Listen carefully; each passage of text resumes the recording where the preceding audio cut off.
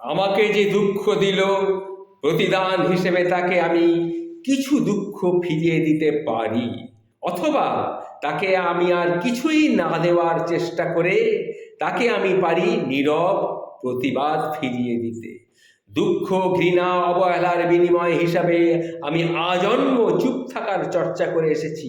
সব কিছু পাশ কাটিয়ে তাদের দিয়েছি এক শুভ্র প্রতিবাদ।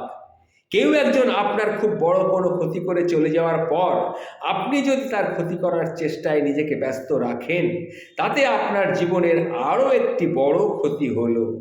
আপনি আপনার জীবনের কিছু মূল্যবান সময়কে হারাবেন। নিজের এই সীমিত মেয়াদের জীবন থেকে সামান্য সময় অন্যের ক্ষতির জন্য নষ্ট হওয়ার চেয়ে বড় অপচয় কিন্তু আর কিছুই নেই। যখন কেউ সম্পর্কের জমিতে ঘৃণা, অবজ্ঞার চাষাবাদ করবে, তখন সেখানে ভালোবাসার ফুল না ফোটাতে পারলেও সেখান থেকে সরে আসুন। নীরব প্রস্থানের ক্ষমতা নিজের ভেতরে ধারণ করতে অনেক বড় যোগ্যতা লাগে।